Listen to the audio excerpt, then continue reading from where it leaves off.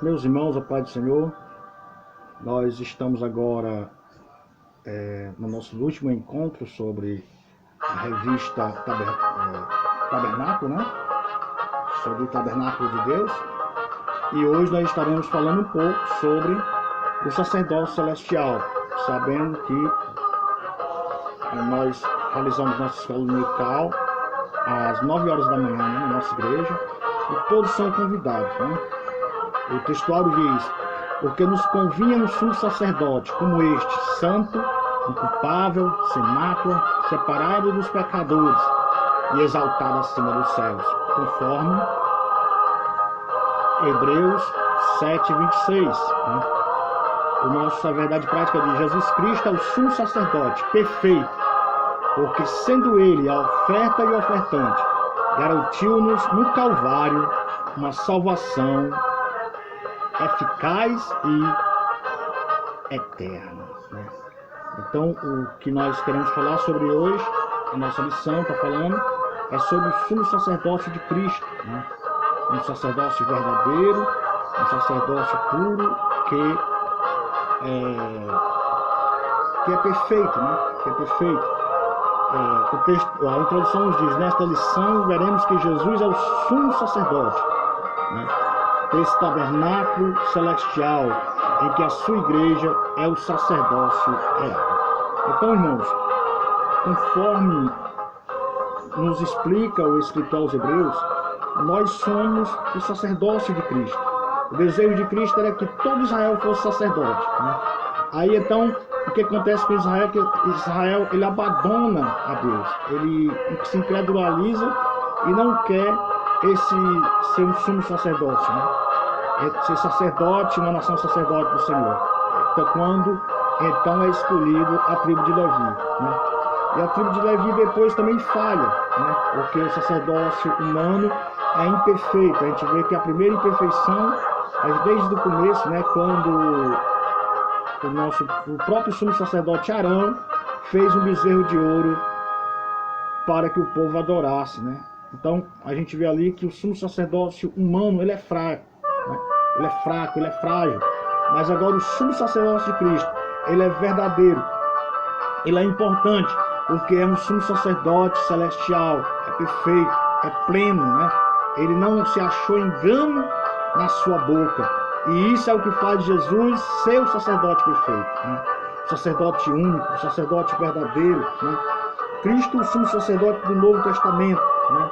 No Novo Testamento, a gente já viu na lição passada que quando chegou em Anás, Anás rasgou suas vestes, descumprindo o que fala Levítico, que o sumo sacerdote não podia rasgar suas vestes. Então, Anás ali termina o sumo sacerdócio humano e começa no Calvário o sumo sacerdote eterno de Cristo perfeito. Cristo, o sumo sacerdote do Novo Testamento. Cristo, ele é o nosso sumo sacerdote. É interessante dizer também que a palavra sacerdote não se aplica a nenhum indivíduo, senão ao próprio Cristo, que se constituiu sumo sacerdote e do povo redimido do Novo Testamento. Então, irmãos, nossas igrejas, por isso nossas igrejas, ela não aceitam o sacerdócio humano, não aceita o sumo sacerdócio humano, mas o que nós temos é o sacerdócio universal dos tempos, né? Aquela igreja que tem sacerdotes, que ainda precisa oferecer sacrifício pelo seu povo, eles estão errados, né? A gente vê isso na igreja romana, que começou com esse negócio, mas não deu certo, né? Por quê? Porque nenhum sacerdote humano pode perdoar pecado de outro pecador, mas somente a pessoa de Cristo. E nós vemos que uma das bandeiras da reforma protestante foi essa: o sacerdócio universal dos crentes. Quando Cristo disse: sobre esta pedra, que era ele, edificarei a minha igreja. Jesus estava se referindo a si próprio, não a Pedro, né? Mas na frente o próprio Pedro vai dizer que ele é um Petros, né? Mas Jesus é a Petra, né? Pedro se identifica como uma pedra pequena e Jesus como uma rocha grande onde está firmada a sua igreja. Como Daniel também fala, né, sobre a pedra grande que destruiu todos os reinos e estabeleceu como reino universal, né? Então ali o nosso amigo estava se referindo também a duas pessoas de Jesus, né? Ele proveu para nós um conserto melhor. Jesus, o nosso sacerdote celestial, ele proveu para nós um conserto melhor, um conserto eterno, um conserto, né? Conserto esse que nós não precisamos mais repetir, né? O animal todo dia era sacrificado, todo dia tinha que o sumo sacerdote queimar primeiramente, oferecer por si, depois oferecia pelo povo para poder o seu sacrifício ser aceito a Deus. Mas agora não. Agora o sacrifício de Jesus foi uma única vez e foi aceito por Deus, porque era um sacrifício perfeito. Jesus não tinha pecado, né? Então Jesus, através de Cristo, nós nos tornamos também uma nação santa, um povo eleito de Deus, né? Um povo eleito, né?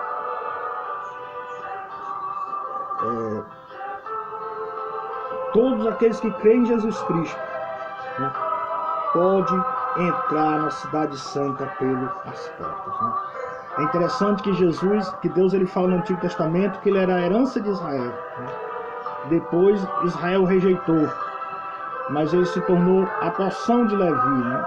Ele disse que a porção do levita era o Senhor, mas agora não, agora ele é tudo que a igreja tem, né? A nossa herança é o Senhor que permanece para sempre no céu. Jesus é o sumo sacerdote do Novo Testamento, síntese, e os cristãos são seus sacerdotes, né? Então, nós hoje funciona assim. Jesus é o nosso único sumo sacerdote, mas cada cristão é sacerdote. Como é que funciona o sacerdócio hoje do cristão? O sacerdócio do cristão funciona proclamando a palavra de Deus, intercedendo pelos aqueles que não creem, né? Intercedendo pela família, né? Hoje o sacerdócio é mais de pregação e intercessão, né? De louvor, de adoração a Deus no seu santo templo, né? Então hoje nós fazemos isso, nós temos esse sacerdócio. É interessante dizer também que o sacerdócio universal da igreja, né? É uma doutrina bíblica fundamentada em uma pedra que é Cristo, né? A gente vê isso nos 24 anciãos, né? Do capítulo 4 e 5 de Apocalipse, em que nós temos 24 anciãos que eles têm coroa na cabeça, que são reis, mas também são sacerdotes, eles adoram a Deus, né? E eles rendem toda essa adoração a Jesus Cristo, o Filho de Deus, o Cordeiro de Deus, tira o pecado do mundo.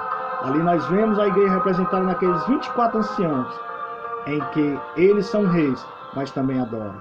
E por isso que Deus, ele fez os seus servos, Jesus fez os seus servos, reis e sacerdotes, para que possa interagir com Deus, para que possa viver não mais no santuário humano, não prestar mais serviço no santuário feito por mãos de homens, que era o tabernáculo, onde tinha o candelabro, onde tinha o altar de ouro, onde tinha o altar de bronze, onde tinham as proposições, mas agora sacrifícios de louvores no céu, né? É interessante que Jesus Cristo é a principal pedra da esquina, assim como podemos afirmar que o sacerdócio universal dos crentes, em primeiro lugar, está fundamentado na pedra que é Cristo Jesus, nosso sumo sacerdote. A pedra fundamental é Jesus, mas cada crente é um tijolo desse edifício espiritual, né? Se Cristo é a principal pedra da esquina, os crentes são as pedras vivas, constituídas num grande edifício de Deus. É interessante que Cristo é a pedra, mas nós somos as pedras vivas, né? E nós estamos para fazer a obra de Deus, a diferença neste mundo, né? A diferença desse mundo, em edificar vidas, em edificar cidades destruídas, pessoas que estão com suas vidas destruídas. Esse é o sacrifício hoje, é o trabalho dessa nação santa, desse sacerdócio real, desse povo adquirido por Deus para pregar as suas boas obras. O sacerdócio universal da igreja é uma doutrina bíblica fundamental. Então não adianta a gente tentar colocar outra coisa, porque nós fomos escolhidos para ser sacerdote do Senhor. O sacerdócio, ele tinha que ser um sacerdócio santo, um sacerdócio separado, né? Assim como só podia entrar no santuário quem estivesse separado, quem estivesse santificado, assim só vai entrar no céu aquelas pessoas que foram separadas, aquelas pessoas que foram compradas pelo precioso sangue de Jesus, né? É interessante dizer que nós estamos nos preparando para fazer esse sacerdócio universal. O sacerdócio universal representa dizer que nós temos que pregar a palavra de Deus onde não foi pregada. O Senhor, antes de subir ao céu, ele disse: ide por todo mundo e pregai o evangelho a toda criatura, né? Então, se você conhece a Deus, você tem que fazer o seu nome conhecido entre todos os povos. Entre as pessoas que não conhecem, é um trabalho da igreja, é um ato da igreja, o dever da igreja, falar de Jesus aos outros que não conhecem. Esse é o sacrifício que Deus quer que a sua igreja possa ter hoje. A adoração, né, o louvor, como já foi dito, e também, amados irmãos, a intercessão pelos povos que não conhecem a doce pessoa do nosso Deus, né? A única herança da igreja é que Deus quis ser a sua herança, né? Hoje a igreja é a herança do Senhor. Israel não quis ser uma nação real. O desejo de Deus era que Israel proclamasse a sua graça entre todos os povos, mas Israel rejeitou, né? Levi ficou com o sacerdócio e Judá com o reino, né? Mas, no entanto, amados irmãos, Deus, ele quer juntar, ele quer que o seu povo seja rei, mas também quer que o seu povo seja sacerdotes. Quer que o seu povo seja rei, governe a terra, mas quer também que o seu povo interceda, que o seu povo entre com louvores e ações de graça diante dele, né? A gente vai ver que isso vai ser cumprido no milênio, quando o templo for construído, quando o templo estiver purificado, quando o Senhor voltar em glória, que ele destruirá o inimigo sob o seu poder. Ali então ele estabelecerá o seu milênio, né? O propósito universal com Deus, com Israel, que foi rejeitado pelo povo. Então Deus elege a tribo de Levi para ministrar a Israel, mas em Cristo Deus elegeu a igreja, né, para cumprir a vontade do Pai, né? Interessante que a gente esteja atento a isso, né? Que nós estejamos atentos a isso. No sacerdócio universal de Cristo já não existe lugar para adorar, porque o corpo do homem passa a ser o templo do Senhor. Então, em qualquer lugar do planeta, o sacerdote pode adorar, né? Antigamente, o sacerdote só podia adorar no templo, não podia fazer sacrifício fora do templo, né? O sacerdote ele não poderia sacrificar em cima dos montes, não podia sacrificar em outra cidade que não fosse a cidade escolhida por Deus, que era Jerusalém, né? Não podia prestar o sacrifício de animais se não fosse em cima do altar de bronze. Mas agora, com a vinda do Messias, Cristo falou para a mulher samaritana no capítulo 4 de João: os verdadeiros adoradores adorarão o Pai em espírito e em verdade. Então, onde o homem estiver, ele pode ter comunhão com o Pai. Onde o homem estiver, pode oferecer o seu sacrifício de louvor, porque agora o sacerdócio é real, o sacerdócio é universal da sua igreja, né? E só temos um intercessor, que é Jesus Cristo. Porque Paulo, ele falando a Timóteo, disse: não há nem intermediário, não há nenhum intercessor, não há nenhum intermediador entre Deus e o homem, somente Jesus Cristo. Então, o sacerdócio universal, ela inclui que a nossa adoração, o nosso louvor, não precisa mais ser em um tempo específico, não precisa mais ser em um objeto, uma cidade específica, mas sim onde nós estivermos, em casa, na igreja, na rua, onde nós estivermos, se nós quisermos, temos que manter essa comunhão com Deus, né? E o sacrifício, irmão, sacrifício é o próprio corpo da pessoa, é a própria alma, é o próprio espírito hoje, né? É interessante nós falarmos um pouco do céu, porque o maior e mais perfeito tabernáculo, porque o tabernáculo humano, ele existia desde do Monte Sinai, né, até quando foi destruído por Tito, né? O Tito no ano 70 depois de Cristo, porque primeiramente nós tivemos o tabernáculo, depois tivemos o primeiro templo, depois tivemos o segundo templo de Zorobabel, né? É interessante que Deus, ele nos promete o maior e mais perfeito tabernáculo, a cidade de Jerusalém, né? E nessa cidade de Jerusalém é aonde os seus filhos adoram, né? Hoje é interessante nós falar sobre a cidade, né? O maior e mais perfeito tabernáculo. Esse santuário pode ser identificado com um tabernáculo que não foi feito por mãos humanas, Hebreus 9:11. É o lugar onde Deus habitará com os homens para sempre. Então, na cidade de Jerusalém celestial, é onde Deus habitará com os homens. É onde os homens e Deus estarão juntos, né? Agora, não mais através de símbolos, mas através de pessoa, né? A própria pessoa de Deus, né? O maior e mais perfeito tabernáculo, diferentemente do sacrifício do Antigo Testamento, que era parcial, o de Cristo foi definitivo e perfeito, né? O sacrifício perfeito de Cristo, ele foi perfeito, porque o sacrifício de Cristo não continha nenhuma imperfeição humana. Jesus, ele não pecou, Jesus era santo, e na sua vida não foi encontrado pecado, né? Por isso que Jesus foi uma única vez que ele fez esse sacrifício, e o seu sacrifício foi aceito por Deus, porque era perfeito. Os homens todo dia o sacrificavam, a família de Arão todo dia sacrificava um templo, mas sempre no outro dia precisava sacrificar novamente, porque o seu sacrifício era imperfeito. O próprio sacrificante era imperfeito. Basta dizer, olharmos para a vida do sumo sacerdote Arão, né, que primeiramente ele falhou na bezerro de ouro, depois ele caiu nas águas de Meribá quando não acreditou na promessa divina, né? Então ali mostra a imperfeição do nosso amigo. Mas agora vem um sumo sacerdote que não é mais humano, um sumo sacerdote que é verdadeiro, um sumo sacerdote que é santo, um sumo sacerdote que não se achou engano na sua dor. Por isso que o sacrifício de Jesus foi único. Por isso que o sacrifício de Jesus foi uma vez por todas, né?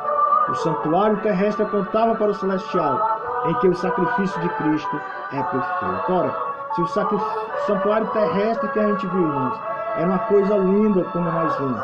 Tudo as coisas, a mobília, o que não era bronze era prata, o que não era prata era ouro, né?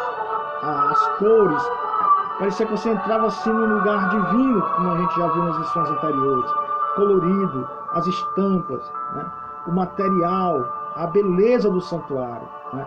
Aí você imagine quando nós chegarmos no céu, imagine quando nós entrarmos na cidade celestial e nós vemos com os nossos olhos aquilo que o ouvido não ouviu, aquilo que os olhos não viram e jamais desceu ao coração humano. Foi aquilo que Deus preparou para aqueles que o amam, para aqueles que foram chamados pelo seu nome. Então, o que é necessário para entrar nessa cidade? O que é necessário para fazer parte desse sacerdócio real, dessa nação santa, desse povo adquirido por Deus? O que é necessário fazer? Professar a fé em Jesus Cristo, né? Professar, crer na pessoa de Jesus Cristo como o único e suficiente Salvador. É o que nós necessitamos, é o que precisa ser feito para fazer parte desse sacerdócio real. Não mais um sacerdócio humano, mas agora um sacerdócio espiritual. Morar nessa cidade, né, em que as ruas são de ouro e o rio de cristal. E os rios de cristal. Então, irmãos, é lindo, é um lugar lindo, um lugar maravilhoso que a Bíblia descreve. Mas, como diz a nossa conclusão, na nova aliança, qualquer pessoa, independentemente de etnia ou classe, mediante Cristo Jesus, pode entrar na presença de Deus pelo novo e vivo caminho, né? Então, qualquer pessoa, não importa o país, não importa a etnia, não importa a cor, não importa o seu status social, mas qualquer pessoa pode ter acesso à cidade de Jerusalém ao templo do Senhor, né, que está nos céus, através da pessoa bendita de Jesus. Interessante dizer que não existe outro caminho que leve à cidade celestial.